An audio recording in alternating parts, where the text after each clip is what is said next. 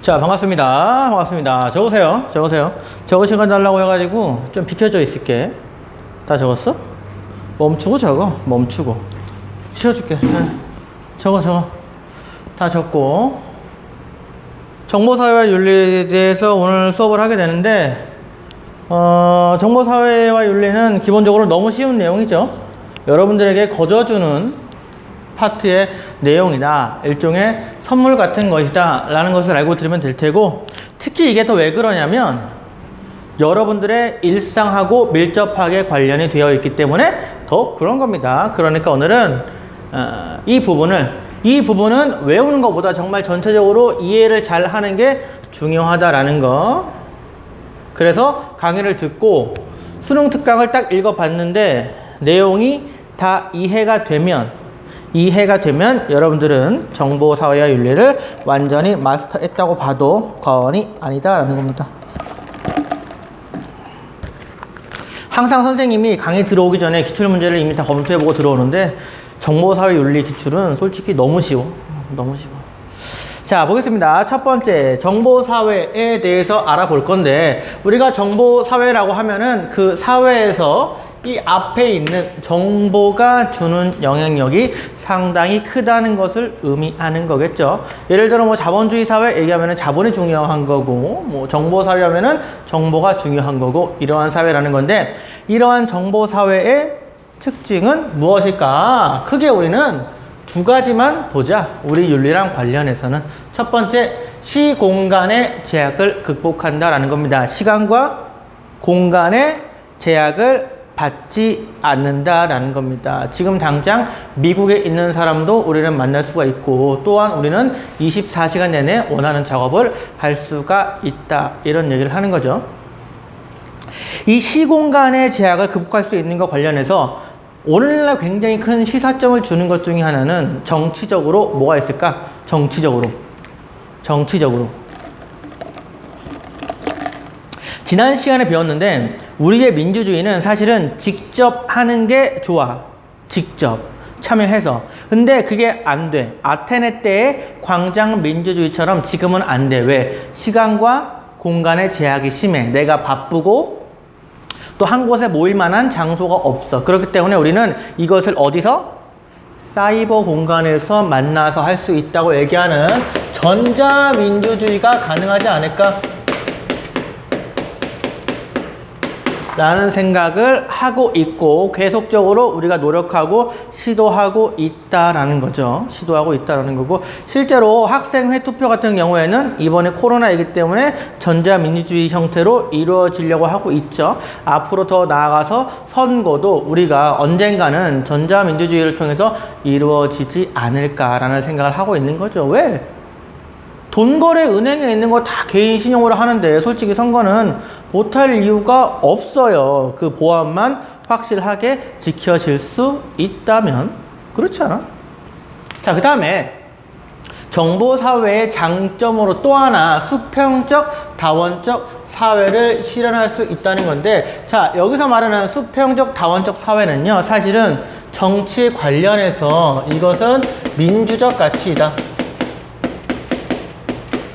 여러분, 민주주의는요, 상당히 평등한 가치를 중시하는 정치 체제야. 그걸 우리가 어떻게 할 수 있지? 선거는 1인 1표예요. 공부를 잘하든 못하든, 부자든 가난하든, 심지어 잘생기든 못생기든 1인 1표라는 거고, 그러기 위해서는 그 사람에게 수평적이고 다원적인 사회로 만들어줘야 한다라는 겁니다. 야, 그러면 수평적이고 다원적인 사회를 만들기 위해서 우리가 필요한 건 뭐냐면 사이버상에서 실현할 수 있는 익명성을 보장해야 한다는 거예요. 익명성을 보장해야 한다는 거죠. 익명성을. 예를 들어서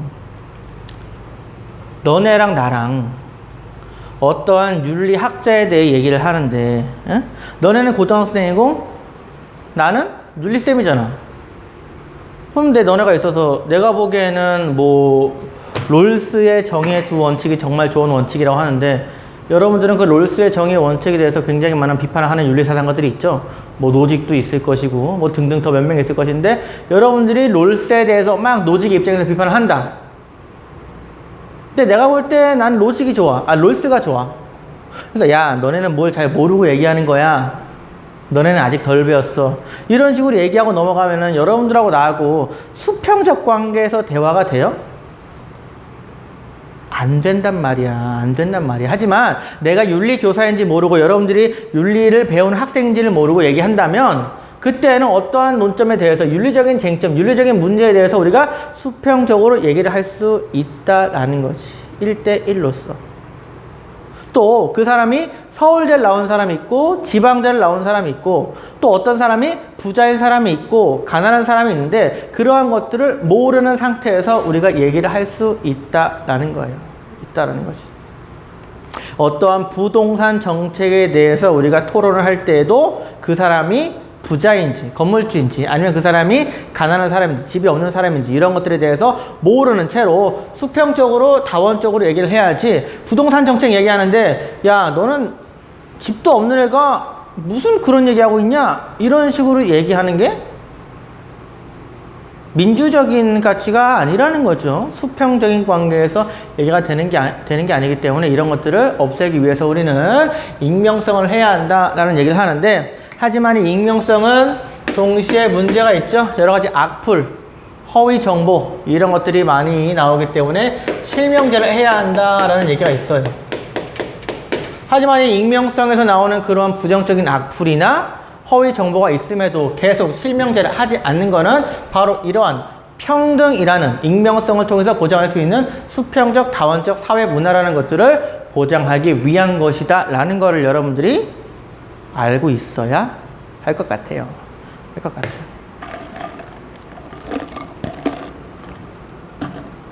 그래서 약간 수평적 다원적 사회를 만들려고 했더니 이게 좀 약간 아쉬운 점은 질이 내려가는 좀 특징이 있어. 질이 수준이 좀 내려가는, 익명성 때문에 수준이 내려가는 그러한 특징이 있는데, 참 솔직히 말하면 정치에 대해 얘기를 할 때 아무것도 모르는 일반 사람이 얘기하는 거랑 정치학 석사 박사 미국 유학 갔다 온 사람이 얘기하는 거랑 옛날 같으면은 당연히 정치학 박사 얘기를 들어요. 근데 이제 그런 것들을 좀 없애보자 라고 해서 하는 게 익명성 사이버인데 질은 좀 낮아지고 있는 아쉬움이 있죠.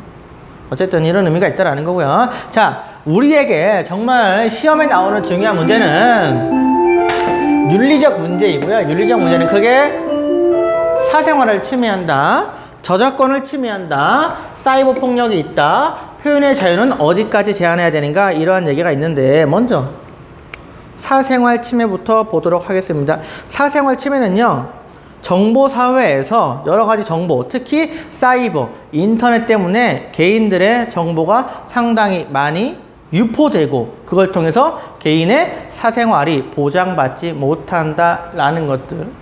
뭐 여러분들이 어떤 사람이 궁금해. 그럼 그 사람의 이름을 치면은 그 사람이 어디 사는지, 어떠한 일을 하는지, 뭐 어떤 학교를 나왔는지, 옛날에 어떤 사진을 찍었는지, 누구랑 사귀었는지 이런 것들이 다 나오게 된다라는 거죠.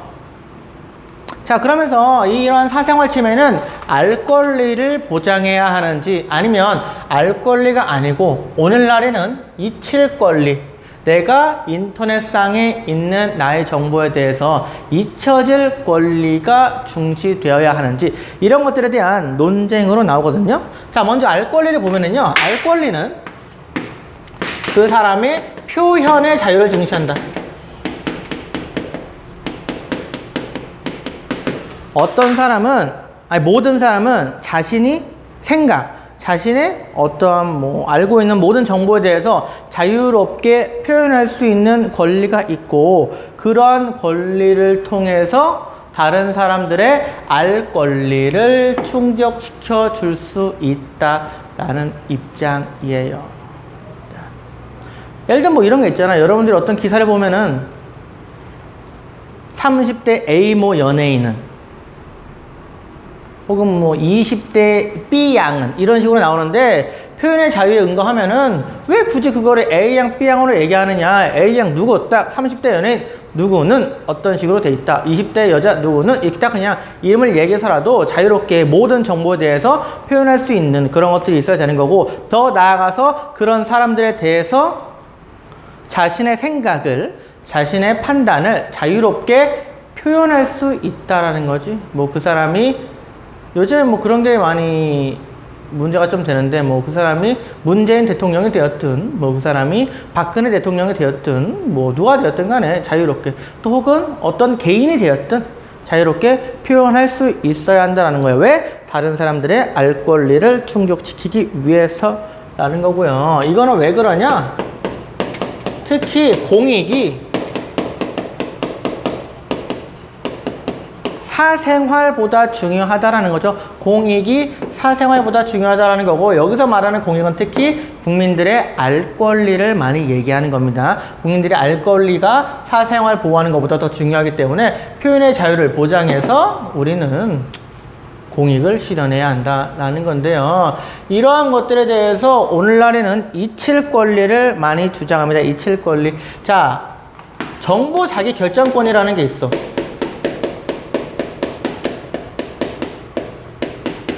정보 자기 결정권이라는 건 뭐냐면 정보에 대해서 자신이 결정할 수 있는 권리야.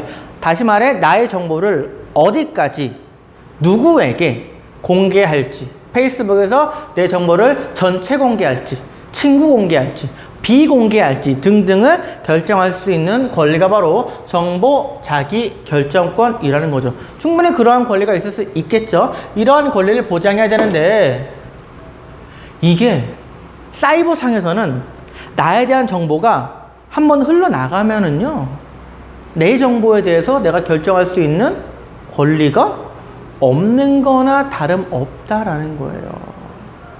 예를 들어 내가 중학교 때 어떤 여학생하고 연애를 했을 때 찍은 사진이 인터넷상에 한번 올라가면 그 사진을 나는 분명히 지웠는데 10년 뒤에 결혼할 때 느닷없이 날라올 수가 있다, 뭐 이런 거 아니겠습니까? 느닷없이 분명히 집었는데, 그런 식으로 나에 대해서 잊혀질 권리가 없다라는 겁니다. 여러분들 조심해야 돼요. 그래서 여러분들 요즘 페이스북이나 카톡에다가 엄청난 패드립이나 엄청난 욕설이나 엄청난 비속어나 저열한 언어를 쓰는 사람들이 있는데, 여러분들 절대 그러면 안 됩니다. 만약에 여러분들이 뭐 그럴 수 있잖아. 느닷없이 사람의 인생이라는 거는 갑자기 여러분들이 어떤 오디션 프로그램에 진출해가지고 훌륭한 가수가 되기 일보 직전이 됐는데 갑자기 김땡땡 씨 중학교 때 패드립 했음, 딱 이런 거 정보가 딱 올라가게 되면은 여러분들은 끝나는 거죠.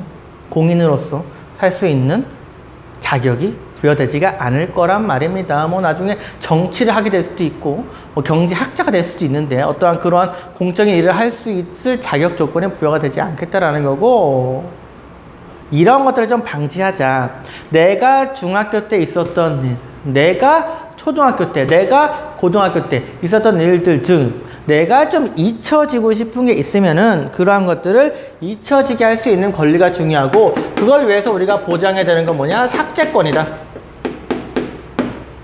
온라인 상에 나에 대한 정보가 있을 때 내가 그 정보의 유통을 원하지 않으면 나에 대한 정보를 지워주세요. 나에 대한 사진, 더 나아가 나에 대한 영상을 지워주세요 라는 얘기가 바로 삭제권이고, 사실은 이 이치권리는요, 뭐 여러분들이 방금 말한 뭐 욕설도 있겠지만 여러 가지 사귈 때 찍은 영상도 있어요. 남녀 간에 만났을 때 찍게 되는 여러 가지 셀프 카메라 비슷한 것들, 그러한 것들이 찍었는데 분명히 지웠는데 남아있다라는 거고, 심지어 여러분들 알겠지만 컴퓨터나 핸드폰은 분명히 지웠는데 복구가 가능해져 버린다라는 거죠. 복구가 가능하다. 그렇기 때문에 항상 여러분들은 잊힐 권리가 있다는 걸 잊힐 권리를 보장해야 되고, 또 잊힐 권리를 내가 요구하지 않을 정도로 좀 철저하게 자신의 행동에 대해서 한번 생각을 해보고 할 필요가 있지 않을까 라는 생각을 반드시 합니다. 그래서 댓글 같은 거 정말 조심히 다세요. 조심히 하세요. 여러분들이 나중에 국회의원이 될 수도 있잖아. 여러분들이 나중에 장관이 될 수도 있잖아. 그럴 때 장관 청문회 갔는데 이 사람은 고등학교 때 패드립을 했다 댓글로. 응? 이 사람은 고등학교 때 니네 엄마 어쩌고저쩌고 막 이렇게 글을 쓴 사람이다. 과연 이 사람이 장관이 될 수 있겠는가? 안 된다. 안 된다 그러겠죠. 안 된다 그러겠죠. 왜? 장관할 때는 우리가 대동사회 때 얘기했잖아. 능력과 도덕성이 둘 다 정시된다고. 도덕성이. 그렇기 때문에 그런 것들이 여러분들이 힘들어진다는 거야. 미담을 많게 하면 좋지. 미담을. 불의 이웃을 도왔다거나 봉사를 했다거나 힘들 때 도와줬다거나 뭐 이런 것들 하면 좋은데 굳이 그런 것들 왜 나옵니까? 자, 그 다음 계속 갑니다. 자, 저작권 문제가 사실은 우리에게 제일 중요하죠. 저작권은요, 오늘날 굉장히 큰 돈이 되는 지적 재산권을 말하는데, 내가 창작한 정보나 지적 재산권을 보장함으로써 그 사람은 굉장히 많은 돈을 벌 수 있다는 게 오늘날 사회의 모습이지. 대표적으로 뭐가 있냐? 옛날에는 가난했지만 오늘날에는요, 부자가 된 직업들이 있어. 이 저작권 때문에. 대표적으로 작곡가들. 어마어마하게 돈을 벌죠. 옛날에는 내가 만든 노래를 팔면 끝이었는데 지금은 그 노래를 듣기만 해도 돈이 차곡차곡 쌓인다라는 거죠. 듣기만 해도. 이런 식으로 저작권을 통해서 부자가 되는 사람들이 있다는 거고, 자, 이러한 저작권을 개인의 것으로 사유제로 인정해야 한다라는 것을 우리가 영어로 카피라이트라고 합니다. 왜? 라이트에는 원래 이 권리라는 의미가 있거든요. 그래서 카피에 대한 권리를 보장해야 한다는 뜻의 카피라이트라고 그러고, 정보 공유로는 라이트의 반대는 레프트야. 권리라는 말 말고도 오른쪽이라는 말이 있으니까 우리가 정보 공유로는 카피 레프트라고 얘기를 합니다. 그러면서 이 정보 사유론자들은요, 기본적으로 지적 재산권을 인정해야 한다. 지적 재산권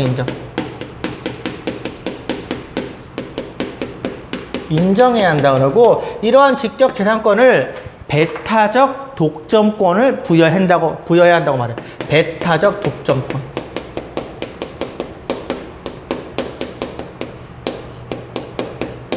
배타적이라는 말은 뭐냐면 다른 사람이 아니라 오직 나만이란 뜻이고, 이 배타적으로 독점을 한다라는 거야. 내 권리를. 즉, 내가 만든 정보는 오직 나의 것이라는 거야. 내가 만든 노래, 내가 만든 영상, 이런 것들은. 그래서 이러한 정보 사유론자들은 이런 식으로 창작자의 노력을 인정해야 한다. 창작자의 노력을 인정해야 한다라는 거고요. 이렇게 창작자의 노력을 인정해주면 어떻게 돼? 창작자들은 돈을 더 많이 벌기 위해서 의욕이 올라간단 말이야. 창작 의욕이 고취될 것이고 올라갈 것이고, 그 결과 어떻게 돼? 우리 사회에는 양질의 정보가 증가한다는 거예요. 알겠습니까? 결국 이 정보 사유론자들은 지적재산권의 인정을 통해서 양질의 정보의 증가, 다시 말해 사회 발전을 이끌어낼 수 있다라는 거죠. 그렇죠? 자, 이것과 달리 정보 공유론자들은요, 기본적으로 정보는, 다시 말해 어떠한 저작물은 단순한 개인이 독창적으로 만들어낼 수 있는 것들이 아니라 공유제의 성격이라는 겁니다. 이 사람들은요, 이게 중요한데, 정보는 다시 말해 저작물은 정보는 사회에서 창작된 공유체이다. 사회에서 창작된 공유제이다. 어떤 저작물이 온전히 자신의 생각만으로 만들어진 게 아니고요. 그동안 그 사회에서 역사와 전통을 거쳐오면서 종합적으로 만들어졌다는 거야. 예를 들어 아까 내가 뭐 음악 만들었다고 그랬잖아. 그럼 음악 만들 때는 뭐가 들어가냐면 일단 기본적으로 가사 들어가지. 가사 들어가려면 기본적으로 뭐가 있어야 돼? 한글이 있어야 돼. 한글 누가 만들었어? 세종대왕님이 집현전 학자들이랑 만들었어. 그 저작권 누구한테 있어? 당연히 세종대왕에게 있는 거 아니겠습니까? 근데 그런 것들이 쭉쭉쭉 내려오면서 뭐 모음동화, 자음동화 막 되면서 한글도 계속적으로 발전하고 변화해 왔죠. 오늘날에 맞게끔 계속적인 과정을 거친 저작물이고, 그러한 것들이 있었기 때문에 오늘날 가사에 쓸 수 있는 거고, 음악도 마찬가지야. 음악도 도레미파 솔라시도 누가 만들었어? 누군가 만들었겠죠. 도돌림표, 국거리 장단, 4분의 4박자. 누군가는 계속 만들어 왔다는 거예요. 그러한 지적 재산권, 저작물들을. 그런 것들을 만들어 왔기 때문에 이제는 비트를 80비트, 90비트 쪽에서 만들 수 있다라는 거지. 모든 저작물들은요, 그 순수한 저작물이 없다라는 거야. 기본적으로 그 사회에서 여러 가지 문화 발전을 통해서, 사회 발전을 통해서 만들어진 정보들, 저작물이 있었기 때문에 발전이 가능했다라는 겁니다. 진짜 그렇지 않냐고.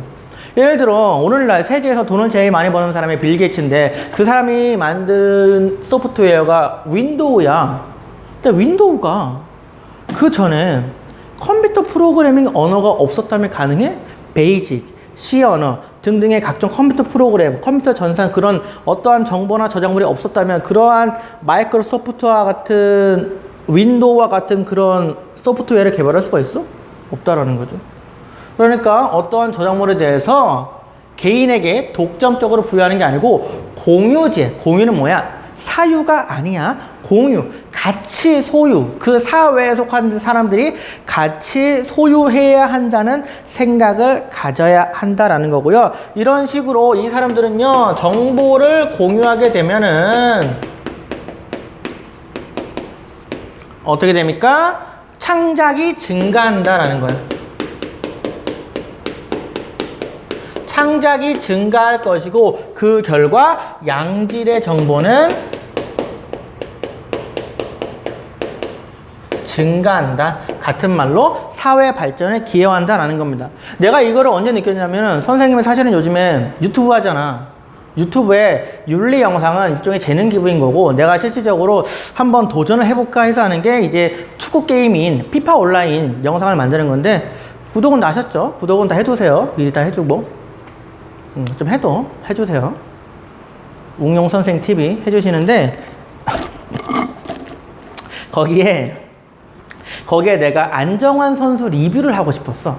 게임 속에 있는 안정환 선수 리뷰를 하고 싶었는데, 나는 안정환 선수 리뷰 영상 배경음악으로 그 월드컵 응원가 있잖아. 승리를 위하여, 이런 노래 있잖아. 이런 노래 있잖아. 승리를 위하여, 이런 노래 까고 싶었단 말이야. KBS나 MBC는 막 깔던데, 유튜브에서는 그런 다른 사람의 저작물에 대해서 노래를 까는 것에 대해 상당히 엄하게 체크를 하고 있기 때문에 깔고 싶은데 못 깔겠는 거야. 미치겠다. 깔고 싶은데. 안정환 리뷰인데, 안정환 하면은 2002년 월드컵 때 미국과의 경기에서 동점골 넣고 이탈리아 경기에서 결승골 넣어가지고 우리를 8강에 이끌었던 테리우스인데, 넣고 싶었어. 도저히 못 넣겠더라고.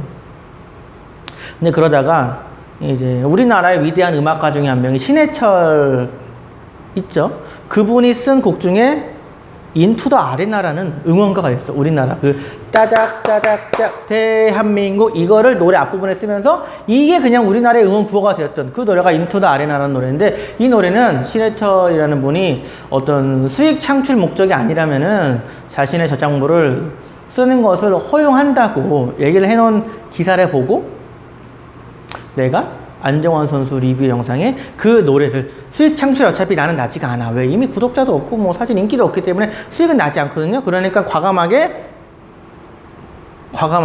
배경음악으로 썼고, 그 결과 안정환 선수의 리뷰라는 굉장한 창작이 나왔고, 우리나라에서 안정환 선수를 좋아하는 사람들에게는 구미가 당길 만한 양질의 정보를 만들었다는 거지.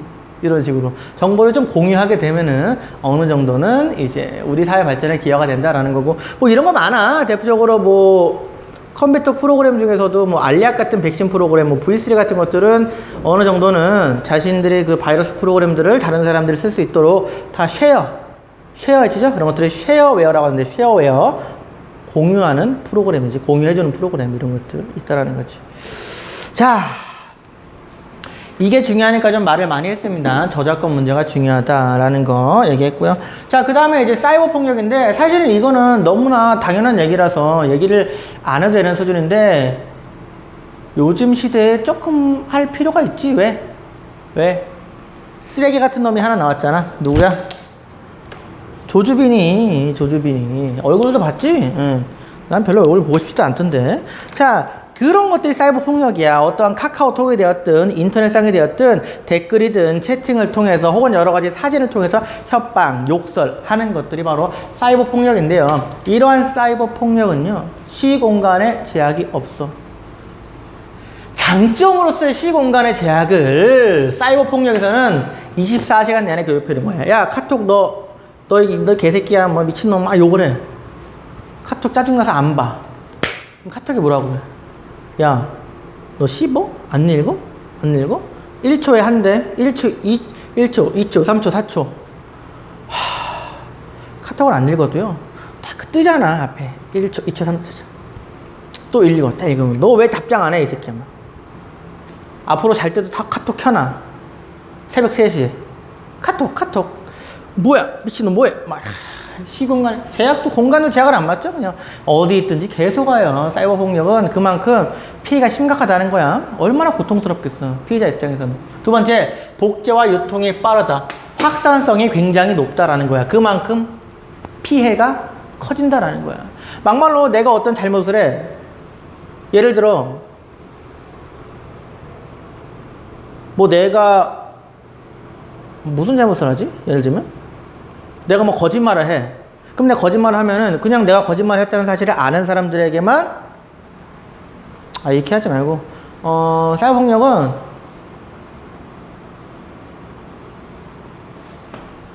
뭐 그런 거 있잖아. 내가 만약 이혼도 할 수 없는데, 이혼했다고 할까, 얘를? 이혼했다고 할 수 없는데, 내가 하지 말고, 만약에 어떤 사람이 이혼했다고 쳐. 어떤 사람이 이혼했는데, 그럼 그 사람이 이혼한 사실을 보통은 그냥 주위에 있는 사람만 알게 되지만, 이 사람이 이혼한 거를 밝히기 싫을 때 그걸 통해서 얘 이혼했어라는 정보가 그냥 전국에 기사로 쫙 퍼져. 또 기사가 퍼지지 않으면 뭘로 퍼져? 카톡에서 퍼나들이를 통해서 뭐 A모 연예인 어쩌고저쩌고 B양 뭐 어떠한 인스타그램에 사진 올려, 이런 식으로 확산이 퍼졌다라는 거죠. 그걸 예를 들 수 있겠네. 특히 정말 우리나라에서 너무 연예인들 자살이 굉장히 많은데, 사실 이게 확산성 때문에 그렇죠. 정말 가슴이 아픈 뭐 설리라든지 그리고 또 누구였지? 카라에 있던 구하라 뭐 이런 사람들, 잘은 모르겠지만 그렇게 성품이 나쁜 사람들은 아닌 것 같은데, 굉장히 이분들의 그 사진이나 뭐 그러한 사진들을 퍼나르기를 통해서 그분들이 받은 피해, 다 폭력이죠. 사이버 폭력, 그런 것들에 확산이 심하기 때문에 피해가 크다라는 거. 없어져야 될 것 같아요, 이런 폭력은. 세 번째, 책임의 분산이에요. 이게 뭐냐면, 어떤 잘못을 할 때 그거를 집단으로 하잖아요. 혼자 하는 것보다 집단으로 하게 되면은, 왜 나한테만 그래? 얘도 같이 잘못했는데 라고 얘기하면서 책임이 분산되면서 책임에 대한 양심의 가책을 덜 느껴. 이게 바로 책임의 분산이야. 예를 들어 여러분들이 뭐 영화를 불법으로 다운받는다. 근데 불법으로 다운받는 사람이 나만 있는 게 아니고 우리나라에 있는 한 30만 명이 다 불법 다운받는다. 30만 명이 다 불법 다운받는데 나도 받으면 어때? 라는 식으로 불법적인 행위를 할 수 있다는 게 책임의 분산인데, 이런 식으로 어떠한 폭력을 저지를 때 아까 말한 것처럼 설리에게 어떤 악플을 쓴다고 할 때 한 명만 아니고 그 다른 사람이 10명, 100명이면 왜 나한테만 그래? 다 이런 식인데? 라고 얘기하면서 책임이 분산되니까 그 폭력은 계속적으로 가해진다. 멈추지를 못한다. 라는 특징이 있다라는 거죠. 그러니까 마녀 사냥하듯이 남들이 한다고 따라하지 말고, 과연 우리가 지금 하는 짓이 폭력이지 아닌지를 꼭 스스로 생각해보고 실천해야 선생님의 제자였다고 얘기할 자격이 있는 겁니다. 자, 그 다음에 네 번째, 표현의 자유 문제입니다. 표현의 자유는 우리가 반드시 보장해야 될 자유인데, 자유. 이러한 자유를 어디까지만 인정해야 할까라는 거야. 미리 말했잖아. 내 주먹을 뻗을 자유는 있지만 그 주먹을 어디까지? 상대방의 코끝에서 멈춰야 한다. 다른 사람을 건드리지 않는 범위 내에서는 내가 주먹을 뻗을 수 있다는 거지. 지금 나는 주먹을 100번 휘둘렀는데 봤나? 자, 이때는 타인과 사회를 주지 않을 정도까지는 표현의 자유를 인정할 수 있다라는 건데, 또 사이버상의 표현의 자유는요, 논란이 있는 게 바로 여기에 알 권리. 하지만 공익이 사생활보다 더 중시되는 경우에는 국민들의 알 권리를 보장하기 위해서 타인과 사회에 피해를 주더라도 더 큰 이익을 위해서, 사회에 주는 더 큰 이익, 국민들의 알 권리 충족이라는 더 큰 이익을 위해서 우리는 표현의 자유를 보장해야 한다, 안 된다 라는 여러 가지 논쟁이 있습니다. 논쟁이 있습니다. 이게 딱 어떤 입장으로 정해진 게 아니고 계속적으로 논쟁을 하는 중이기 때문에 여러분들이 표현의 자유는 기본적으로 타인과 사회에 피해를 주지 말아야 되는데, 그런 경우가 이 알 권리 때문에는 피해를 주는 경우에도 또 다른 사람들의 알 권리 보장을 위해서 인정해야 하는 경우가 있다라는 것들, 그런 것들. 참, 그렇죠. 뭐 어떤 사람이 잘못을 한다고 하면은 그 사람의 집 앞까지 가가지고 모든 기자들이 막 찍고 있고, 또 자꾸, 그렇죠. 또 내가 얘기를 막 하고 싶은데 이게 또 약간 정치인들의 얘기가 되니까 좀 불편하긴 한데, 아무튼 어떤 사람이 뭐 잘못을 했다고 쳐. 근데 그 사람이 잘못을 해도 다 그 사람 집 앞에 가가지고 일거수일투족 다 찍어내가지고 뭐 다 알린다. 이런 것들은 어디까지 허용해야 하는가. 이런 것들이 문제가 될 수 있다라는 겁니다. 자, 그 다음에 이 정보윤리의 4원칙이 있는데, 정보윤리의 4원칙은 크게 4가지. 그냥 외우세요. 존중, 책임, 정의, 악행금지. 뭐라고? 존중, 책임, 정의, 악행금지. 머리 좋으니까 바로 외우고, 여기서 말하는 존중은 인격과 권리를 존중한다라는 거야. 우리는 사이버상의 특징이 뭐냐면, 상대방이, 분명히 나의 상대방이 인간인데 보이지가 않기 때문에 순간 나도 모르게 인간인지 모르고 존중을 안 해.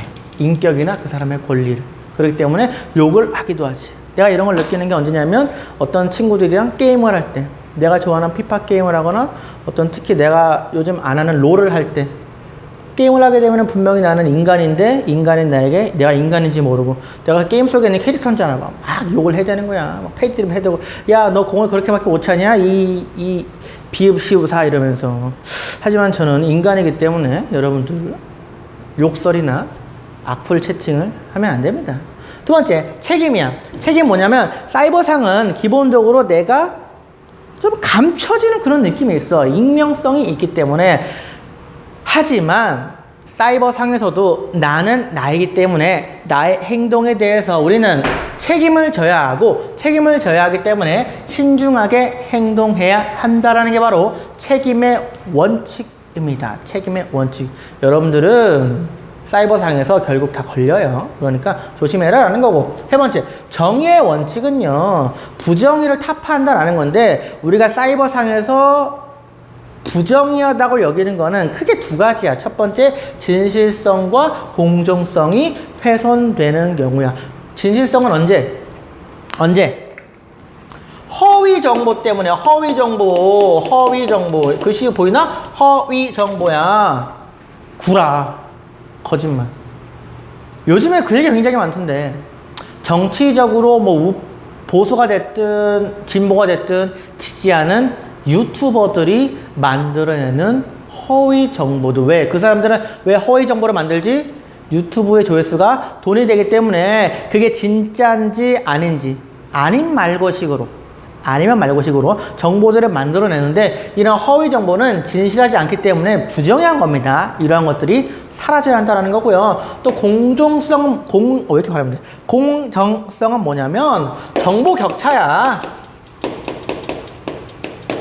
정보사회는 앞에 뭐라 그랬어? 정보가 중요한 사회고 쉽게 말하면 자본주의니까 정보가 돈이 되는 사회야. 정보가 어떤 명예나 돈이나 얻는데 절대적으로 큰 영향을 끼치는 사회란 말이야.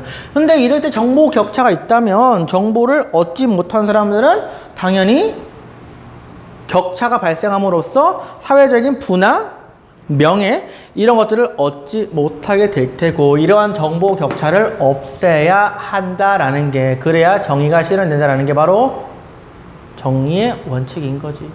사실은 이게 간단하게 말하면은 뭐 컴퓨터가 있는 사람 없는 사람 인터넷이 되는 사람 안 되는 사람의 수준의 문제일 수도 있겠지만 더 나아가면은 정말 돈이 되는 정보는 누구는 있고 누구는 없고 정말 대학 가는데 중요한 정보는 누구는 있고 누구는 없고 이런 것들 이러한 격차 때문에 생기는 불평등 해결해야 한다라는 거죠. 일견 나도 그래서 정보 격차에서 어느 정도는 내 강의가 물론 그렇게 잘하는 건 아니지만 전국에 있는 모든 사람들이 봐가지고 좀 그나마 조금이나마 해소하자 이런 느낌도 없지 않아 있는 겁니다. 사실은 없지 않아 있는 겁니다. 없지 않아서 있는 거고 그런 거 있죠. 돈이 되는 정보에서 요즘 그런 거 많잖아. 뭐 어떤 국회의원 같은 경우는 특히 국회의원이나 어떤 정부 관료는 뭐 A라는 지역이 재개발할 거를 알았기 때문에 미리 그 A라는 지역에 땅을 사둔 다음에 재개발을 시켜버리면 정보 격차에서 정보가 있기 때문에 그 사람은 돈을 벌고 아닌 사람은 돈을 못 벌고 이런 식의 일들이 비일비재하게 일어나고 있죠. 입학도 마찬가지였죠. 입학에 유리한 정보 어떤 논문에 얘기하지 말자. 아무튼 이런 것들 입학 관련해서 좀 유리한 정보는 누구는 있고 누구는 없고 이런 것들 심각하게 있어서 이러한 정보의 격차를 줄여야 한다는 게 바로 정의의 원칙이다라는 거죠. 자, 그 다음에 악행 금지입니다. 악행 금지는 말 그대로야. 타인에게 피해를 주지 말라라는 거지. 욕하지 말아라, 허위 정보 유포하지 말아라 라는 등등이 그냥 다 들어가는 거야. 약간 겹치지? 악행 금지랑 뭐 허위가 하지 말아라, 뭐 인격 존중해라 약간 겹치죠? 근데 그냥 이대로 알아두세요. 내가 또 문제 낼 때는 알아서 낼 테니까. 자, 그 다음에 마지막입니다. 뉴미디어의 특징과 뉴미디어에 필요한 자세인 정보 리터러시를 보는 건데 미디어 리터러시. 자, 뉴미디어는 뭐냐면 기존 매체, 뭐 신문이나 TV나 책이랑 이런 거랑 다르게 인터넷을 통해서 이 매체들을 전달하는 것들을 우리가 뉴미디어라고 그래요. 쉽게 말해 인터넷 쓰는 거 말아요. 인터넷 쓰는 거. 오늘날에 뭐 유튜브라든지 뭐 인터넷 신문이라든지 이런 것들을 뉴미디어라고 얘기할 수 있을 겁니다. 자, 이런 뉴미디어의 특징은 5가지가 있어요. 알아만 두자. 첫 번째, 상호작용하여. 쌍방향성이야. 인터넷 방송할 때 실시간으로 방송하면서 채팅하고 이런 것들이 가능하다라는 거지. 두 번째, 비동시성이야. 인터넷상에서는요, 꼭 동시간에 있을 필요가 없어. 옛날 같으면은 뭐 드라마가 8시에 하면은 꼭 8시에 봐야 돼.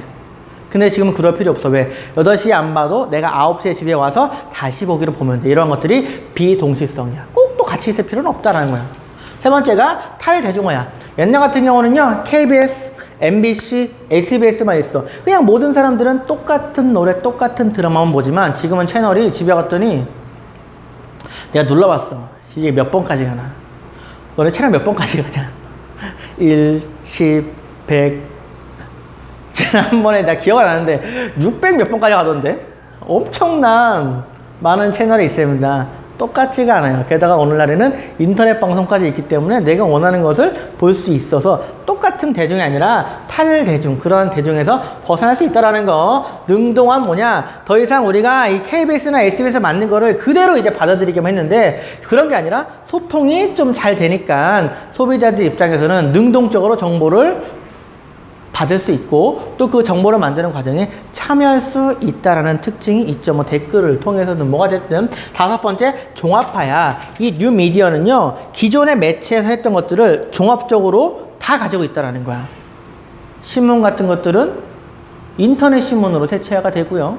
책 같은 것들은 이북으로 대체가 되고요. 뭐 TV 방송은 뭐 요즘 그런 거 있더만 유튜브에 5번 순사 그래가지고 뭐 그런 TV 같은 것들도 다시 갖다가 보고요. 이런 식으로 인터넷상에는 모든 매체를 종합적으로 가지고 있어서 그것을 소비자가 쓸 수 있게 한다는 종합화라는 그러한 특징이 있습니다. 자, 이러한 뉴 미디어 시대에 여러분들에게 요구되는 능력이 있어요. 너무 중요하다. 미디어 리터러시라고 하고요. 같은 말로 매체 이해력이라고 하고 또 같은 말로 정보 리터러시라고도 얘기를 하는데 이게 뭐냐? 사실은 리터러시라는 말은요, 읽고 쓰는 능력이야. 옛날에 문맹이 많았잖아. 글자를 몰라. 근데 그런 것들이 안 된다. 글자를 읽고 쓸 수 있어야 한다는 내용이 리터러시라는 운동으로 이루어졌는데 이러한 리터러시, 어떠한 글자를 읽고 쓰는 능력을 정보, 미디어 쪽으로 관련을 지어서 미디어나 정보에 있는 미디어에서 나오는 정보에 접근을 하고 또 접근을 하고 그 접근에 대해서 읽고 쓰고 더 나아가 공유할 수도 있어야 되고 어떤 정보가 왔을 때 평가, 예를 들어 어떤 신문 기사가 있을 때 그 신문 기사가 진짜 좋은 기사인지 나쁜 기사인지 스스로 평가할 수 있어야 되고 그 신문에서 말하는 정보가 또 좋은 건지 나쁜 건지도 평가할 수 있어야 되는 거야. 그대로 믿는 게 아니고 그 다음에 더 나아가서 비판적으로 검토할 수 있어야 한다. 비판 별표 3개. 그냥 곧이곧대로 뉴스에서 말을 하든 뭐 어떤 전문가가 말을 하든 뭐 누가 말을 하든 심지어 내가 말을 하든 그냥 그 정보를 그대로 받아들이는 게 아니라 허위 정보일 수도 있고요. 편향적일 수도 있기 때문에 그 정보가 옳은지 안 그른지를 비판적으로 검토해 봐서 아, 믿을만 하면은 믿고 아니면 걸르는 거야. 무조건 믿지 말라는 게 아니고. 그 다음 마지막에 창출까지. 어떠한 새로운 정보를 창출하는 것까지. 요즘에는 1인 미디어가 발달하면서 유튜브 시대가 오면서 여러분들이 다 많은 정보를 창출할 수가 있는 그런 세대인데 이러한 능력들을 가지는 소양이 바로 미디어 리터러시, 정보 리터러시, 매체 이해력이라고 하니까 잘 알아두고 출제해 두세요. 보통 출제가 되는 부분이 저작권하고 미디어 리터러시 정도인데요. 딴 데는 이번에는 사이버 폭력도 그냥 그 일 때문에 한번 낼 수 있으려나도 모르겠어요. 그 일 때문에. 자, 문제 풀고 만나보도록 하겠습니다. 고생했습니다. 문제 꼭 풀고 봐. 안 풀고 보지 말고. 비동시성이니까 여러분들이 원할 때 보면 되는 거 아니야? 풀고.